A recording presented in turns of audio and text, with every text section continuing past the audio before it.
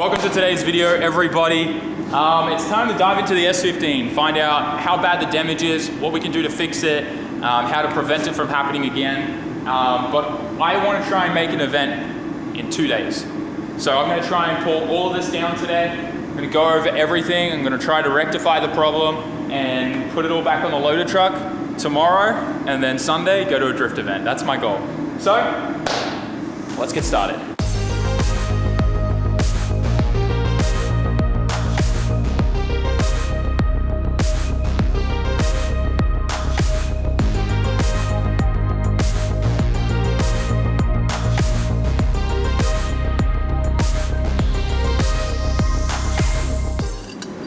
Turbo's off.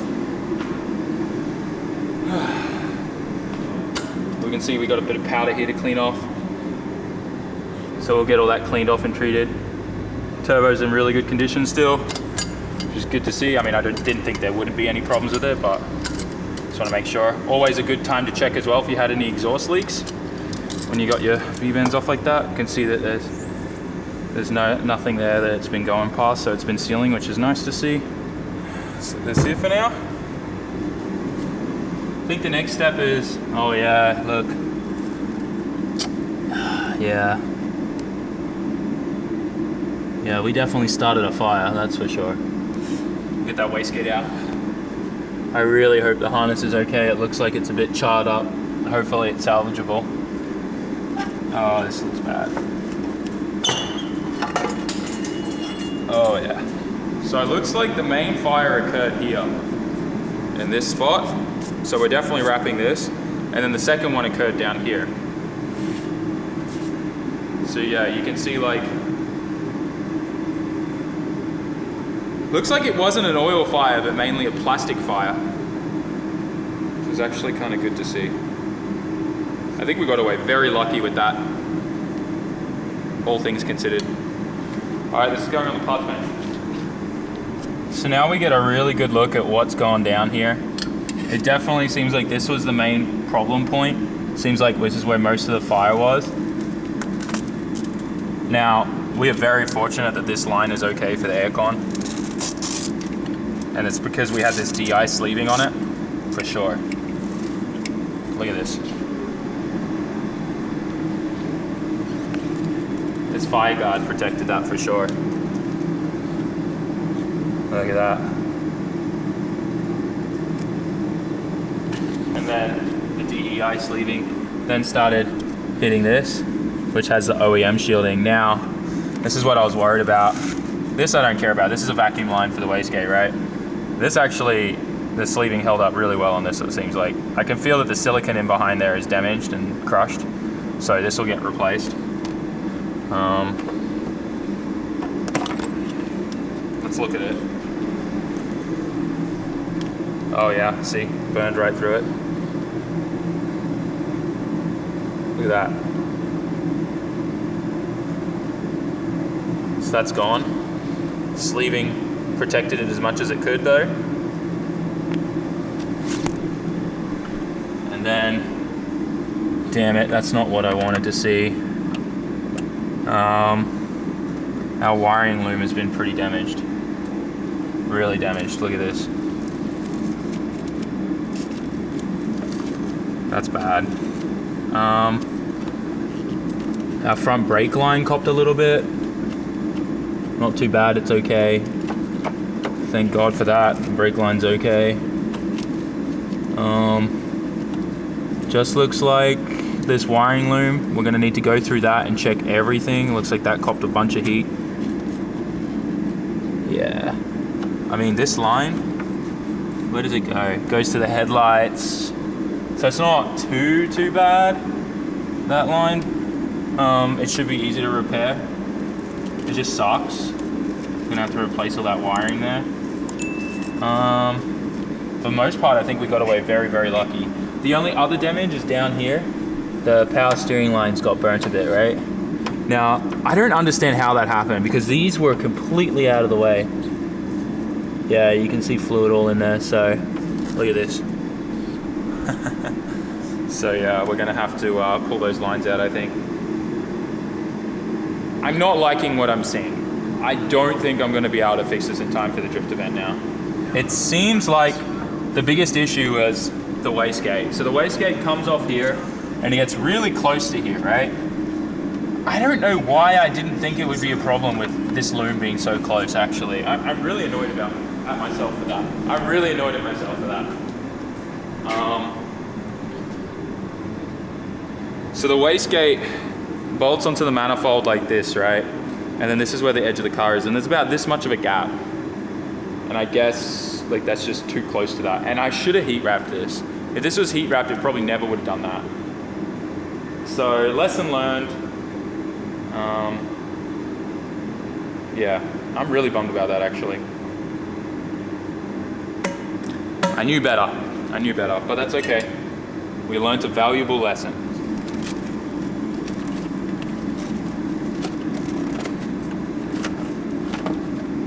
I think we're going to be able to fix it all. It's just hard to see what's going on with all this charcoal in the way. It looks like most of it looks like it's just the plastic that melted. But yeah, it concerns me. Obviously this is all got to go, I've got to go through all of this and check it. And then all of this is going to get heat shielded. I don't care. Every bit of this is going to get heat shielded. I don't want this to ever be an issue ever again. I'm going to go over the top. I already thought I was going over the top with the heat protection, but I'm going to triple do everything. Yeah, so the harness looks actually pretty good inside. It just looks like mainly it's like all the plastic melted to it. Man, we caught this right at the good time. I'm going to keep working on this, see if I find any exposed wires and everything. I'm going to just re-go through everything in this harness. Every wire I will check, triple check, make sure it's all good. But it looks like we caught the fire right at the right time. If this had burned for any longer, it would have definitely damaged way more stuff. I think we were really lucky. I'm still trying to be optimistic. I think there's a chance that I might be able to get this, you know, up and running again. It seems like it's the low pressure line to the rack that's been damaged, and I got tons of braided, you know, AN line and stuff, -6 and -8 line and -10 line from Dishworks that we can use for the power steering low pressure line. So if the high pressure line is okay, if it just looks a little charred and it's not damaged, then we can get this car running for the event. But I want to try and make this, you know, as safe as possible. So I don't want to, you know, rush something if it's just going to mean that this is going to happen again. But yeah, I'm going to get a knife out, start cutting through this melted plastic here, make sure we're all good. But I think we're okay.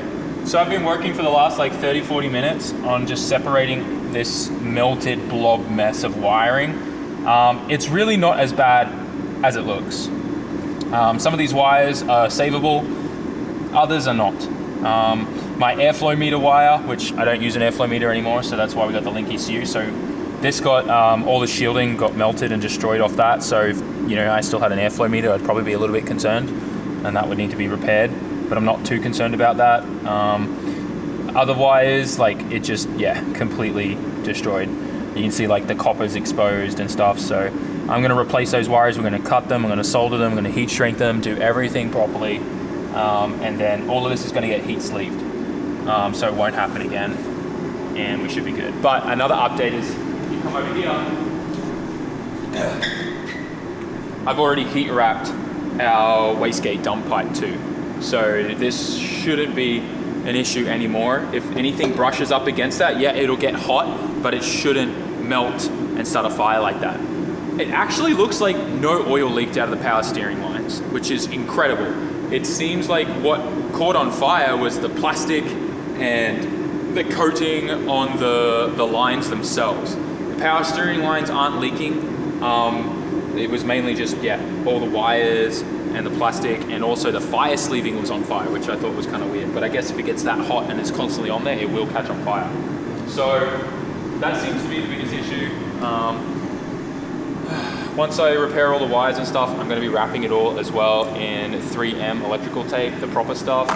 And then, yeah, we should have that all fixed up. And things are looking pretty good actually. It's not as bad as I thought it was when I first looked at it. We got the manifold looking amazing now. We spent a bit of time with the vinegar and then an alcohol solution to clean off the remainder of it, and it came up like brand new. So once this runs and does a couple of heat cycles, it should go back to that really nice stainless steel color, which I'm hyped about. But yeah, obviously we got to make a bunch of changes so that this doesn't happen again, and we need to future-proof it all. Yeah, learned my lesson the hard way. I've never done a top turbo like setup like this on one of my cars before, so I guess heat kind of like gets trapped and radiates there a lot more, so heat management's a bit difficult.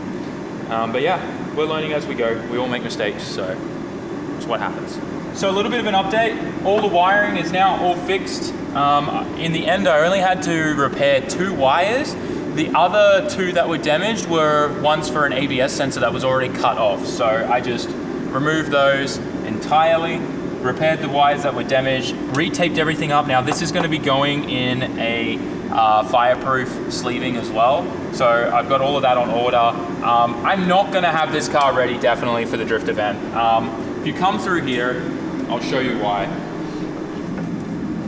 So unfortunately the lines down here got really cooked. The high pressure line is toast, it's split. So I can't just use a normal AN line. Power steering can be anywhere from 600 to like, I think 1500 PSI. So a normal AN line and fittings isn't built for that. And if I risked it, we could just end up in the same situation. We could have a power steering line burst again, and then oil goes everywhere, and we're in the exact same situation, but probably worse. So what actually happened was, it wasn't spraying too bad actually. My fire sleeving actually got soaked in the power steering fluid, and this is what was burning, right?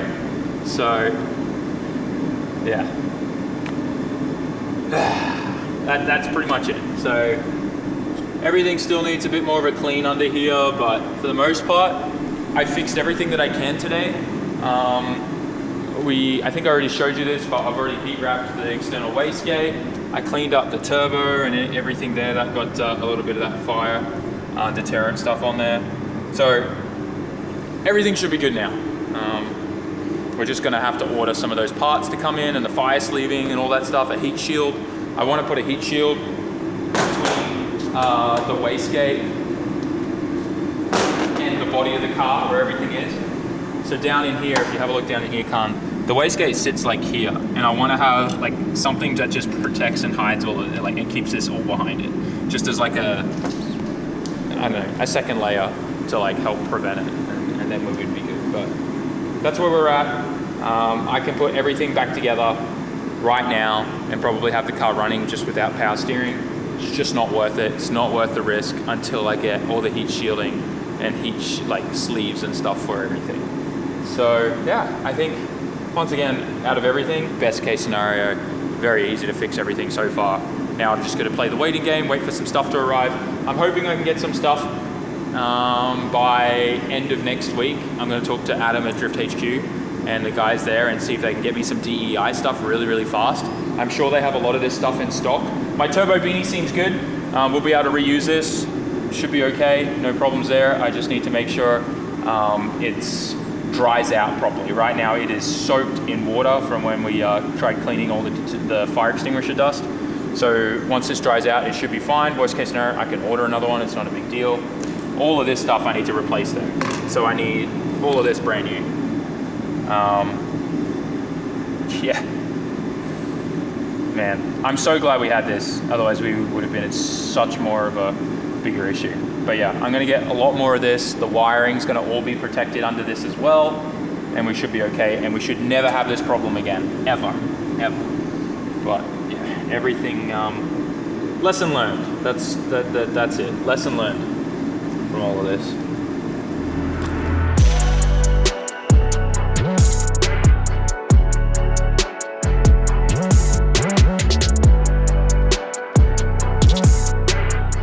On the way home, we decided to stop by Daikoku, PA, and we got here just in time as they started closing it down, which normally they've been closing it down a lot earlier, but it seems like pretty lucky tonight. Damn, look at that Evo. Looks so cool. We've seen that a fair few times now. It's not bad. It's an Evo 6 with a nice Tasha wrap. Got a Cresta, 350Z, 110. newer Crown. Bunch of cool cars here. Definitely should go for a little bit of a walk around before everyone gets kicked out. Got a nice white S15 here. Next to an S13. C33 Laurel. Not bad, not bad. Boo! Boo! Boo! Boo! Boo! Boo! Yo, that's a clean Z32 right there. I'm jealous. I'm jealous. Yo, this 34 is nice. Is it active red? It's 4-door though. I dig that GTT. Yo, son, model as well. Nice. Very cool. Look, it's a, what's that, a C8? I'm not sure on my Corvettes, but it's a newer one. Very cool. The old Nissan President. These things are so sick. Very, very cool. This Z is so clean. Very nicely done. Beautiful. That's a 280. Nice. What are the main differences between the 280 and the 240? I think it was like the length of the chassis or something. I think there's a few differences like that. Let me know in the comment section, guys. I know a lot of you guys in the States are really big on the Datsuns. All of these S2000. Is that you, Elbow?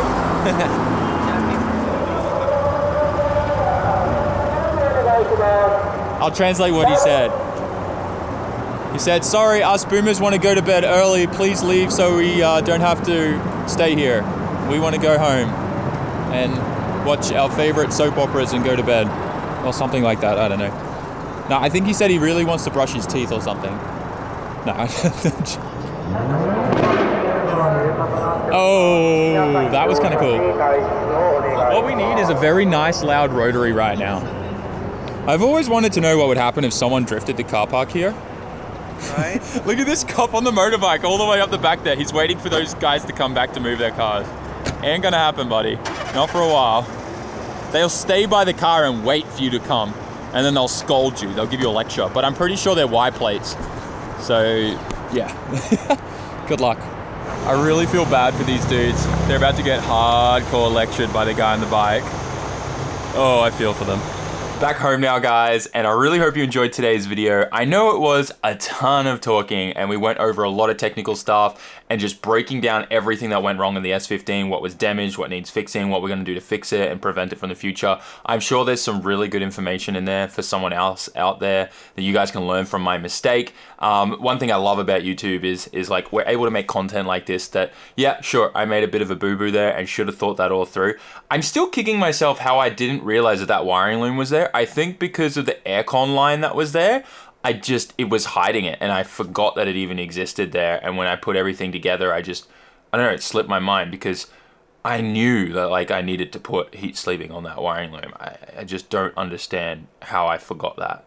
But anyways, it's all good. I made a mistake. You guys get to see that. You guys get to learn from that as well as I've learned from that. But the best thing is you guys don't get to make the same mistake as me. You should now be able to see my mistake and then be able to make sure that that never happens to you. So that's kind of something cool about the whole YouTube platform, being able to upload videos like this. So hope you guys appreciate everything that I'm sharing with you. I hope that this video wasn't super boring and you got all the way to the end of it. But yeah, thanks for watching, guys. Smash that like button, write me a comment, tell me when you messed up and made a mistake, and yeah, hopefully you were, if not more fortunate or same level of fortunate as me, or maybe unfortunately you weren't as fortunate as me and you know, you lost something.